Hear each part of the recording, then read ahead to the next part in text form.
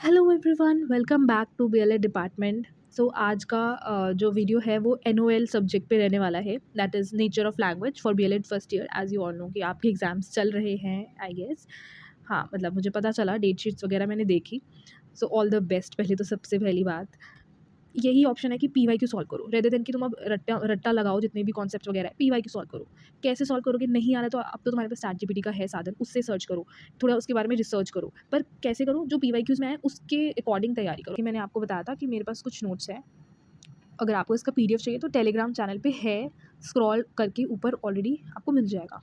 Unit 1 है हमारा aspects of linguistic behaviour. ठीक है, इसमें हम क्या देखने वाले हैं? इसमें हम verbal and non verbal communication क्या होता है, ठीक है, human and non human communication, defining features of human system of communication, language and mind, language and society. ये ओके। फिर आगे आता है language is rule governed behaviour and linguistic variability. मेरे ख्याल से ये language is rule governed behaviour PYQ में मैंने कहीं देखा है। ठीक है, linguistic variability okay, speech and writing. तो ये हमारा यूनिट 1 में रहने वाला है। अब लैंग्वेज क्या है, ज़्यादा डिटेल में नहीं बात करेंगे। ठीक है, लैंग्वेज क्या है? What ever else people do, जब भी साथ में, जब मतलब जब भी लोग साथ में आते हैं, चाहे वो खेल रहे हैं, साथ में आते हैं इन द सेंस खेल रहे हैं, फाइट कर रहे हैं, एक दूसरे को प्यार कर रहे हैं, या फिर मेक ऑटोमोबाइल्स मूवमेंट ही क्यों ना कर रहे हों, तो वो टॉक करते हैं, यानी वो बात करते हैं। जब भी लोग एक साथ आते हैं, चाहे किसी भी पर्पज़ से आए, खेलने के लिए, कूदने के लिए, झगड़ा करने के लिए, कुछ भी करने के लिए आए, एक साथ जब लोग मिलते हैं तो वो they talk. Okay, the position of language distinguishes human from other animals. यही जो लैंग्वेज का जो पोजीशन है, हम language as a tool use करते हैं बात करने के लिए। यही एक जो पोजीशन है, यही एक कैरेक्टरिस्टिक है जो ह्यूमन को बाकी एनिमल से अलग डिस्टिंग्विश करता है। According to the philosophy express in the myths and religions of many people. ठीक है, language is the source of human life and power. Without language के तुम ह्यूमन लाइफ एंड ह्यूमन का पावर कुछ भी नहीं होगा। ह्यूमन की लाइफ एंड पावर लैंग्वेज के बिना सब अधूरा है। इमेजिन करो एक वर्ल्ड जहाँ पे लोग जी तो रहे हैं अपनी life, but they don't have any language to speak. Okay, so वो ह्यूमन के पास पावर भी, इनफैक्ट तुम देख सकते हो एक नॉर्मल इंसान जो कम बोलता है, और एक ऐसा इंसान जिसके पास खुद को जस्टिफाई करने की एक एबिलिटी है। मतलब दोनों ही अच्छे इंसान हैं, नो डाउट, बट एक के पास उतनी एबिलिटी नहीं है कि वो खुद को जस्टिफाई कर सके, और एक के पास अगर उसे लगता है कि कोई, अगर कि सामने वाले ने गलत बोला है, मतलब एक के पास एबिलिटी है कि वो जस्टिफाई कर सकता है। उसकी जो लैंग्वेज एबिलिटी है, अपनी वर्ड्स को, अपनी इमोशंस को, अपनी फीलिंग्स को एक्सप्रेस करने, जिस तरह से एक्सप्रेस करते हैं वो काफ़ी सुंदर तरीके से कई लोग करते हैं, जो मतलब छा जाते हैं, मतलब जो मतलब मज़ा आ जाता है। The kind of words they use to express something. तो यानी कि लैंग्वेज कहीं ना कहीं source of human life and power देता है, ह्यूमन को पावर देता है। लैंग्वेज जो लैंग्वेज में अच्छा है, वो कहीं ना कहीं वो ज़्यादा मतलब पावर में फील करेगा, या आप कह सकते हैं ज़्यादा डीपली नहीं घसीटते हैं। अब ह्यूमैनिटी को समझने के लिए हमें समझना होगा नेचर ऑफ लैंग्वेज को, जो कि हमें ह्यूमन बनाता है। Nature of language and inability to use language adequately can affect someone status in society. Okay, ये आप सबको समझ आ रहा होगा कि किसी के पास अगर मतलब वो लैंग्वेज यूज़ करने के सक्षम नहीं है, किसी भी पर्सन की इनएबिलिटी टू यूज़ लैंग्वेज कहीं ना कहीं उसके सोसाइटी में स्टेटस को इफेक्ट करती है। ठीक है, and may even alter their personality को भी इफेक्ट करती है, जो लैंग्वेज यूज़ करने के सक्षम नहीं है कुछ खास। Because of its crucial importance in human life, every year an increasing number of socialists, psychologists, teachers etc realize, spelling गलत है, I'm sorry, that they need to study language more deeply। ठीक है, इसके इतने इंपॉर्टेंस की वजह से ये काफ़ी लोगों ने, जो मैंने भी नाम बताया, उन्हें लगता है कि हमें लैंग्वेज को डीपली स्टडी करने की ज़रूरत है। लैंग्वेज समझ आ गया, इतना डिटेल में जाने की ज़रूरत नहीं है। लिंग्विस्टिक क्या होता है? लिंग्विस्टिक एक सिस्टमैटिक स्टडी है। लिंग्विस्टिक का मतलब क्या होगा कि जब हम लैंग्वेज की स्टडी करते हैं, एक सिस्टमैटिक तरीके से स्टडी करते हैं, उसको लिंग्विस्टिक बोलते हैं। और इसका एम क्या होता है? जितने भी लैंग्वेज के अंदर है मेन ब्रांचेस है, उसको कवर करती है लिंग्विस्टिक। तो linguistic is the systematic study of language and aims to cover all its main branches. तो अ पर्सन, वो इंसान जो लिंग्विस्टिक समझ आ गया क्या होता है? बेसिकली लैंग्वेज की सिस्टमैटिक स्टडी। अब जो इंसान लिंग्विस्टिक को स्टडी कर रहा होता है उसको हम लिंग्विस्ट बोलते हैं। Linguist in the sense of linguistic experts need not to be, इसका मतलब ये नहीं हो कि अगर कोई लिंग्विस्ट है तो वो उस पर्टिकुलर लैंग्वेज में या वो डिफरेंट लैंग्वेजेस में फ्लुएंट होगा ही होगा।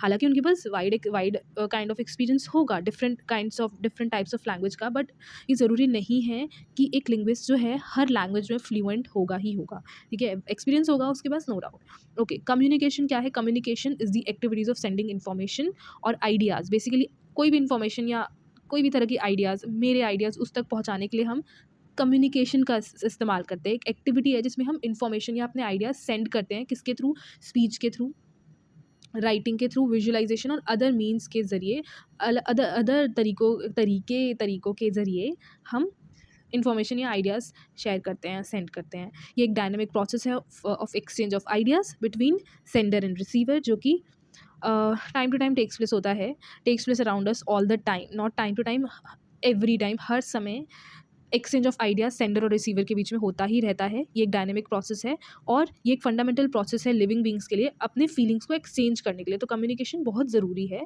और मतलब अब तो इतना कॉमन हो गया है कि हम आसपास इसकी इंपॉर्टेंस को नहीं समझ पा रहे हैं, बट कॉन्शियसली नोटिस करने लग जाओगे, अगर ध्यान से कॉन्शियसली सोचने लगोगे तो तुम्हें समझ आएगा कि कम्युनिकेशन के बिना हमारी ज़िंदगी होती कैसी।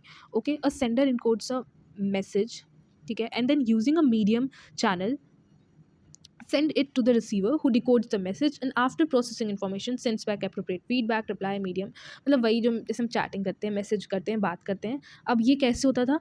Wax, radio, letters, phones, TV, इन सब के ज़रिए कम्युनिकेशन हो सकता था। टाइप्स ऑफ कम्युनिकेशन दो तरह के होते हैं, एक हमारा वर्बल कम्युनिकेशन हो गया, एक हमारा नॉन वर्बल कम्युनिकेशन हो गया। वर्बल मतलब पता चल रहा है जिसमें हम वर्बली मैसेज को ट्रांसमिट कर रहे हैं। It is a form of communication जिसमें हम कोई भी मैसेज या आइडिया, जो भी मैसेज है वो हम, मैसेज का मतलब वो नहीं है, आई होप तुम समझ रहे हो ना, मैसेज का मतलब वो नहीं है कि हम जो टेक्स्ट में मैसेज करते हैं, सिर्फ वो नहीं है।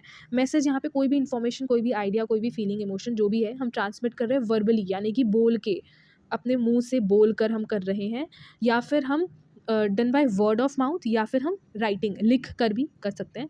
अ piece of writing, the objective of every communication is to have people understand what we are trying to convey. हम क्या कहना चाह रहे हैं वो दूसरा सामने वाला पर्सन समझ पाए, कम्युनिकेशन का ऑब्जेक्टिव यही रहा है। वर्बल कम्युनिकेशन का एग्जांपल में तुम ओरल कम्युनिकेशन दे सकते हो, जिसमें कि हम बोल रहे होते हैं वर्ड्स के फॉर्म में, है ना, वर्ड्स का इस्तेमाल कर रहे होते हैं बोलने के लिए, अपने फीलिंग्स, इमोशंस को एक्सप्रेस करने के लिए।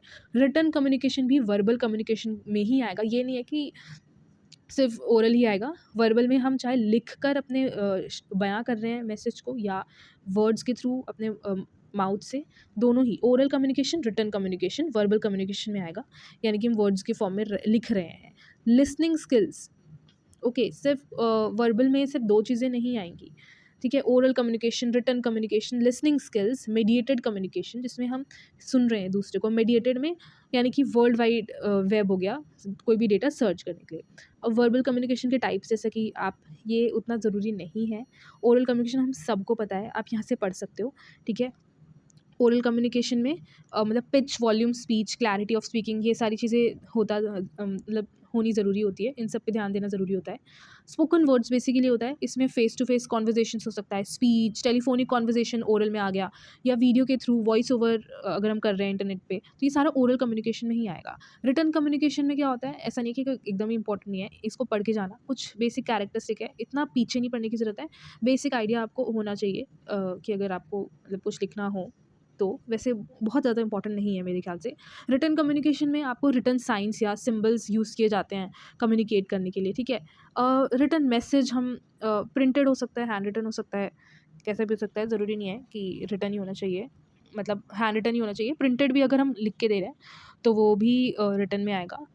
मैसेज जो है वो रिटन कम्युनिकेशन में वो कहीं न कहीं वोकैब्युलरी और ग्रामर्स से इन्फ्लुएंस्ड होता है, यानी कि हम रिटन जब हम लिखते हैं तो उसमें हमारा फोकस वोकैब्युलरी पे, ग्रामर पे ज़्यादा होता है, राइटिंग स्टाइल प्रिसीजन पे होता है कि हम किस तरह से लिख रहे हैं, हमारा राइटिंग स्टाइल कैसा है, मतलब हम, वो अच्छा नहीं होगा तो समझ में भी तो आना चाहिए ना, फीलिंग्स, इमोशंस, क्योंकि कम्युनिकेशन का क्या ऑब्जेक्टिव है कि सामने वाला पर्सन समझ पाए, तो उसके लिए ज़रूरी है कि अगर हम राइटिंग फॉर्मेट में भी लिख रहे हैं और रिटन कम्युनिकेशन भी कर रहे हैं तो, हाँ, तो ज़रूरी है कि राइटिंग स्टाइल प्रिसिशन अच्छा हो, क्लैरिटी ऑफ लैंग्वेज हो, ग्रामर, वोकैब्युलरी, इन सब का भी ध्यान देना ज़रूरी है, वरना सामने वाला पर्सन कैसे समझ पाएगा हमारे इमोशंस को, ये ठीक है। रिटन कम्युनिकेशन मोस्टली बिजनेस में भी यूज़ होता है, इसमें तुम ये सारे एग्जांपल्स देख सकते हो, report, electronic mail, bulletins, internet, websites, letter, telegrams, ETC, ये हमारा वर्बल में आ जाता है। नॉन वर्बल कम्युनिकेशन में क्या होता है, नॉन वर्बल में क्या होता है कि हम वर्डलेस मैसेजेस रिसीव कर रहे होते हैं या सेंड कर रहे होते हैं, वर्डलेस, किसी भी तरह का वर्ड, सेंटेंसेस, इस तरह की चीज़ें नहीं होती है, बेसिकली जेस्चर्स। इसमें क्या आ जाता है कि ओके, यहाँ पर जो कम्युनिकेशन है वो ओरल रिटन कैसे भी हो सकता है, जैसे कि लेकिन वर्डलेस मैसेज होता है, ठीक है, वर्डलेस मैसेज होता है, जैसे कि जेस्चर्स, बॉडी लैंग्वेज है ना। कभी कभी हम किसी के सिर्फ एक्सप्रेशन से या बॉडी लैंग्वेज से या किसी जेस्चर से समझ जाते हैं कि ओके वो ऐसा कहना चाह रही है या चाह रहा है ना। टोन ऑफ वॉइस से समझ जाते हैं। तो ये सारी चीज़ें नॉन वर्बल में होता है कि हम नॉन वर्बली ही कम्युनिकेट कर रहे हैं, फिर भी gesture, body language, posture, tone of voice या फेशियल एक्सप्रेशन, इस ये सारे एग्जाम्पल्स जो है नॉन वर्बल कम्युनिकेशन में आएंगे। It is all about the body language, it is all about the body language of the speaker. Okay, non verbal communication के 3 elements होते हैं। एक तो अपीयरेंस, दूसरा बॉडी लैंग्वेज, तीसरा साउंड। अपीयरेंस में स्पीकर हो गया और स्पीकर की क्लोथिंग होगी, hair style, neatness, surrounding, room size, decoration, lighting. Body language में फेशियल एक्सप्रेशन, जेस्चर, पोस्चर्स, ये सारी चीज़ें आ जाएंगी। साउंड में वॉइस टोन कैसा है, वॉल्यूम कैसा है, स्पीच रेट कैसा है। कभी कभी हम डायरेक्टली ना बोलते हुए भी बट वॉइस का टोन कैसा है उससे भी हम समझ जाते हैं कि ओके ये कहना एक्सप्रेस करना चाह रहा है ना, चाह रही है। तो फेशियल एक्सप्रेशंस एग्जांपल्स क्या हो गए, जैसे मैंने पहले भी बताया, facial expression, gesture, body language, sign language भी नॉन वर्बल में आएगा, टच, इमेजेस, ये सारे नॉन वर्बल में आएगा। तो ये आपका जो है डिफरेंस है, एक बार देख लेना, ठीक है। डिफरेंस एक बार देख लो। क्या हो गया, वर्बल में एक्सचेंज ऑफ इन्फॉर्मेशन वर्ड्स के थ्रू होता है, यहाँ पे exchange of information bye wordless, ये नॉन वर्बल है, ये वर्बल है। वर्बल में लेस चांस ऑफ कन्फ्यूजन होता है क्योंकि हम क्लियरली मेंशन करते हैं कि हम क्या फील कर रहे हैं, या जो भी आइडियाज़ है, जो भी इन्फॉर्मेशन है, क्लियरली मेंशन करते हैं वर्ड्स के थ्रू। नॉन वर्बल में हाई चांस ऑफ कन्फ्यूजन हो सकता है हमने इंटेंशनली वैसा जेस्चर ना किया हो और सामने वाला कुछ गलत समझ ले, गलत फहमी के चांसेस ज़्यादा होते हैं, ठीक है। वर्बल में ईजी टू अंडरस्टैंड होता है, डिफ़िकल्ट टू अंडरस्टैंड होता है। कभी कभी साइन लैंग्वेजेस से या फेशियल एक्सप्रेशन इतना कंफ्यूजिंग होता है कि बहुत सारे कॉन्टेक्स्ट में इसका मीनिंग निकल सकता है, तो थोड़ा सा मुश्किल हो सकता है समझना।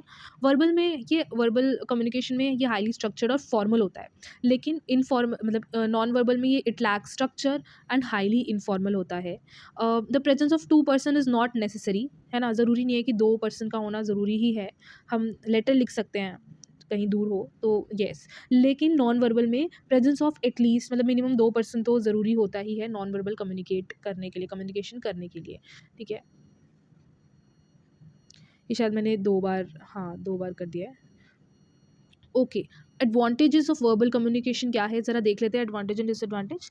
एक तो वर्बल कम्युनिकेशन की बात करें जिसमें हम वर्ड्स का यूज़ करते हैं, स्ट्रक्चर्ड होता है, हाईली फॉर्मल होता है। तो एक तो वर्बल कम्युनिकेशन के एडवांटेज यह है, ये टाइम बचाता है, मनी बचाता है, पैसे बचाता है। हमें टाइम बचाता है, ओके ये तो हो गया। हमें फीडबैक क्विकली मिल सकता है, जो भी हमने बोला है, जो भी आइडियाज़, इन्फॉर्मेशन कुछ भी है, कैसे भी बोला है, लिखा है, उसके फीडबैक आसानी से मिल सकता है। कन्वीनियंट मेथड है, क्लैरिटी ऑफ मेथड है, ईज़ ऑफ प्रिपरेशन है, ठीक है।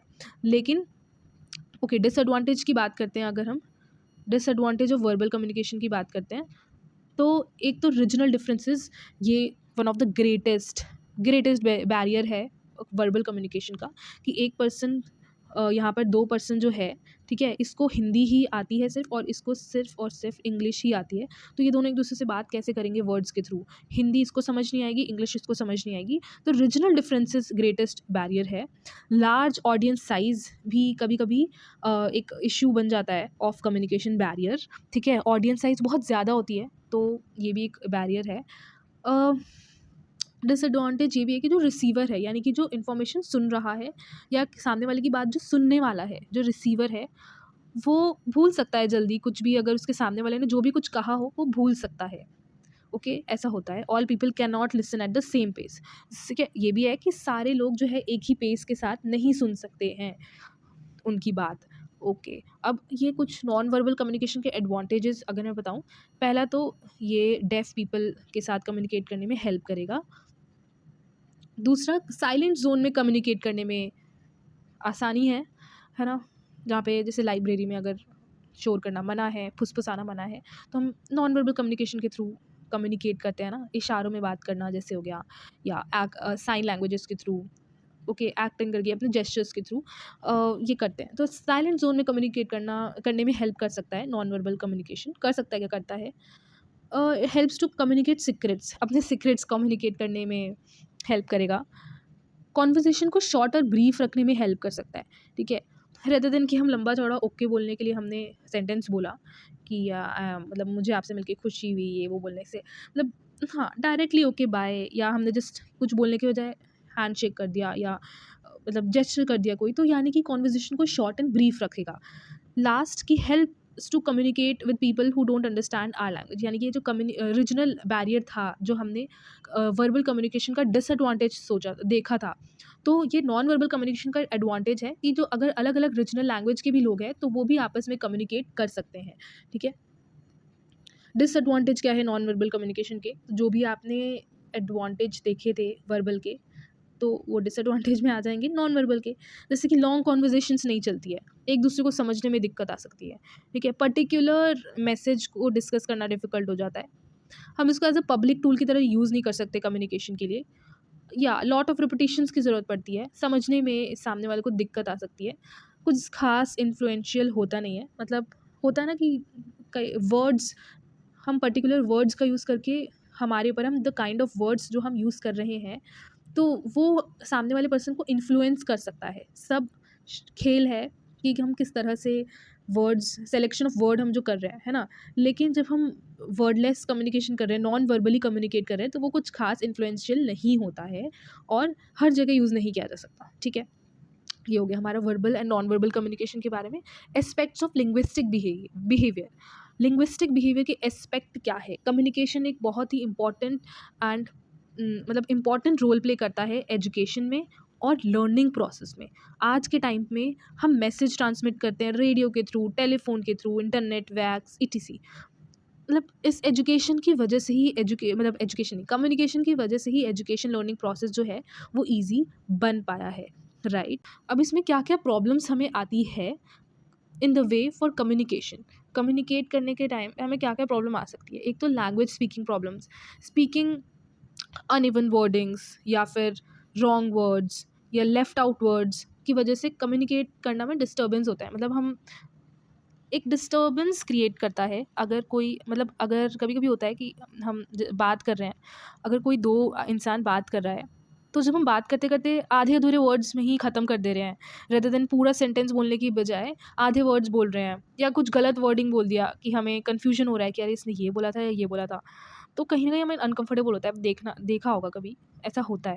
ठीक है, लेफ्ट आउट वर्ड्स या अनइवन वर्डिंग बोल दिया जो हमें नहीं समझ आ रहा कि कौन सा वर्ड है, या कोई गलत प्रोनाउंसिएशन या वर्ड ही गलत बोल दिया, लेफ्ट आउट वर्ड्स। तो ये सारी चीज़ें जो है मतलब लैंग्वेज स्पीकिंग प्रॉब्लम, जो हमारा लैंग्वेज बोलने का तरीका है, वो प्रॉब्लम भी मतलब कम्युनिकेशन में डिस्टर्बेंस क्रिएट करता है जब हम कम्युनिकेट करते हैं सामने वाले से।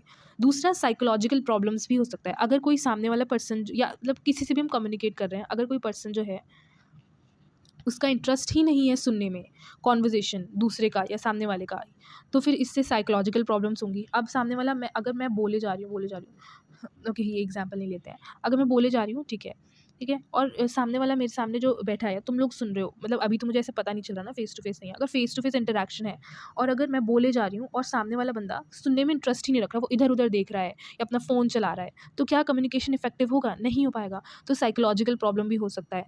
तो या ये सिर्फ ये रीज़न नहीं है, हो सकता है कि सामने वाला बंदा एक्सेसिव स्ट्रेस से भी गुजर रहा हो, इसलिए उसका ध्यान नहीं जा पा रहा है मेरी बातों पे जो मैं कह रही हूँ। तीसरा होता है इन्वायरमेंटल रिलेटेड प्रॉब्लम। अब एक गुड और कंप्लीट कम्युनिकेशन के लिए ज़रूरी है कि जिस सराउंडिंग में, जिस एनवायरनमेंट में हमारा कम्युनिकेशन हो रहा है, वहाँ का एनवायरनमेंट सूटेबल हो। यानी कि अगर यार बहुत ही ज़्यादा नॉइज़ हो रहा है, तो वहाँ पे तुम क्या कोई मीटिंग की बात कर सकते हो? कोई डिस्कशन हम कर रहे हैं किसी टॉपिक पे, क्या वो डिस्कशन अच्छे से हो पाएगा? कम्युनिकेट हम कर पाएँगे अगर वहाँ पे बहुत ज़्यादा नॉइज़ पॉल्यूशन हो रही होगी या बहुत ज़्यादा डीजे का आवाज़ आ रहा होगा? तो one can not communicate to each other easily इस तरह के एनवायरनमेंट में। तो एनवायरनमेंट भी एक फैक्टर है एक इफ़ेक्टिव कम्युनिकेशन करने के लिए।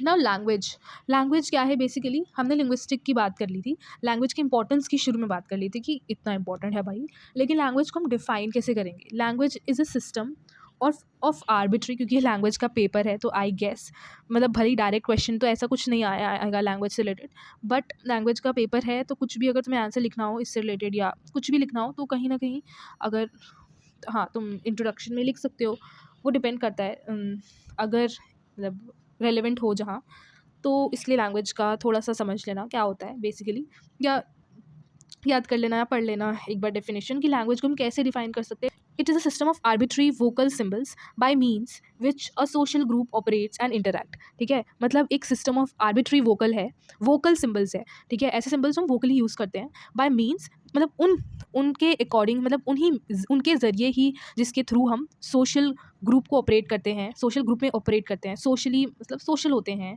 या इंटरैक्ट करते हैं। कैसे करते हैं? कैसे करते हैं? लैंग्वेज के थ्रू।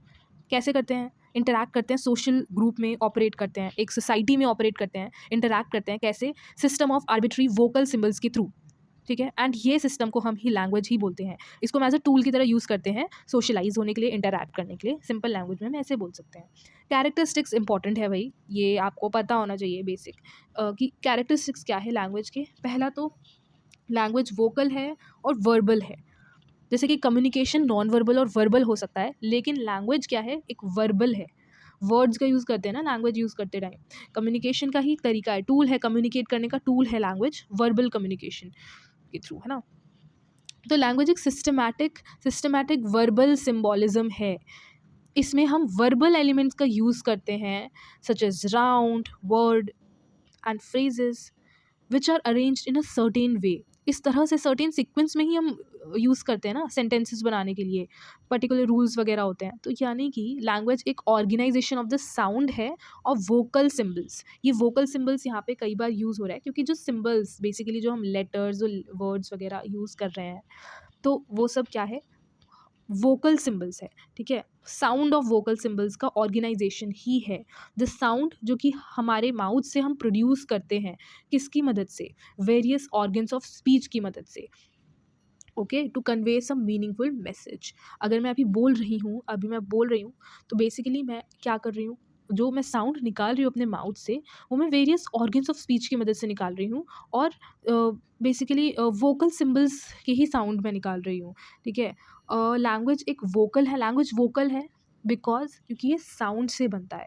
ये आपने फोनेटिक्स वगैरह शायद पढ़ लिया होगा ना अब तक, फोनेटिक्स वगैरह, हाँ आई गेस। तो लैंग्वेज वोकल है क्योंकि लैंग्वेज साउंड से बनता है, जो कि हम प्रोड्यूस करते हैं अपने ऑर्गन्स ऑफ स्पीच से।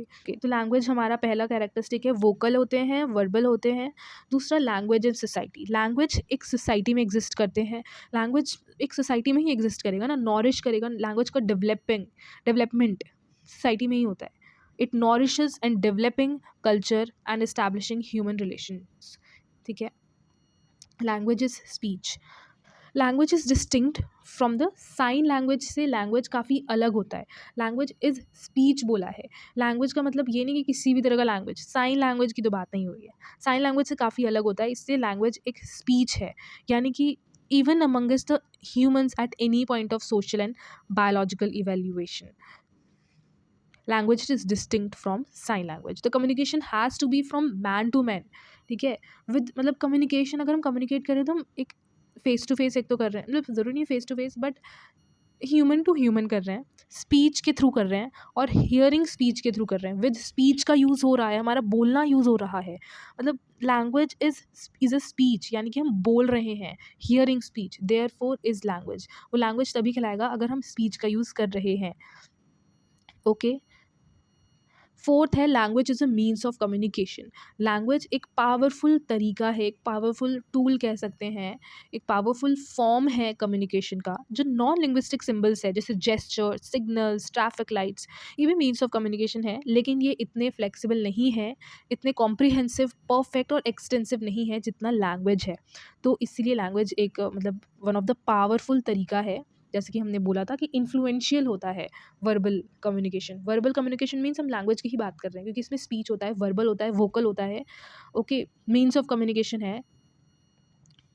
ओके, अब हमारा अगला है, इसी में है, या इट इज़ थ्रू लैंग्वेज, मतलब हम ये लैंग्वेज के थ्रू ही है कि एक ह्यूमन जो है अपने थॉट्स को, अपने डिज़ायर्स, अपने इमोशंस, अपने फीलिंग्स को एक्सप्रेस कर पाता है। It is through it that they मतलब लैंग्वेज के थ्रू ही तो वो हम नॉलेज स्टोर कर रहे हैं। मैं कुछ बोल रही हूँ, टर्म्स वगैरह जो भी आप याद कर रहे हो, स्टोर कर रहे हो नॉलेज क्लास के थ्रू या कैसे भी नॉलेज गेन कर रहे हो, तो लैंग्वेज के थ्रू ही तो कर रहे हो ना। मैसेज या इन्फॉर्मेशन या लैंग्वेज मतलब या नॉलेज ट्रांसमिट कर रहे हो, तो वो लैंग्वेज के थ्रू ही कर रहे हो, स्टोर भी लैंग्वेज के थ्रू ही कर रहे हो, एक पर्सन टू अनदर पर्सन में। तो इट इज़ थ्रू लैंग्वेज कि एक इंसान एक्सप्रेस करता है अपने thoughts, desire, emotions, feelings and blah blah, जो भी है बता दिया, पढ़ लेना एक बार। फिफ्थ है लैंग्वेज इज सिस्टमेटिक। लैंग्वेज जैसे कि हाँ, हमने नॉन वर्बल कम्युनिकेशन के जो एडवांटेजेस पढ़े थे, फीचर्स पढ़े थे, वो सब लैंग्वेज के ही है कि लैंग्वेज सिस्टमेटिक होता है, एक सिस्टमेटिक कॉम्पोजिशन होता है of the arrangements of linguistic units, जो कि कोरिलेट करता है उसके वर्ड्स एंड मीनिंग्स के साथ। ये कुछ ना कुछ जो भी वर्ड्स है उसका सेंस बनना चाहिए। जो लैंग्वेज में हम सिंबल्स का यूज़ करते हैं वो एक पर्टिकुलर सिस्टम में अरेंज होता है।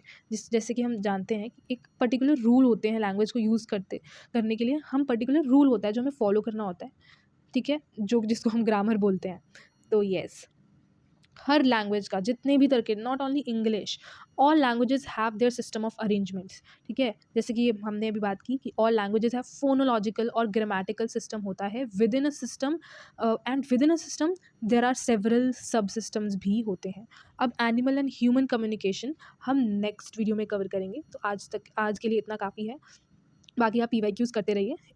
सो अभी के लिए all the best to everyone. मिलते हैं नेक्स्ट क्लास में नेक्स्ट पार्ट के साथ।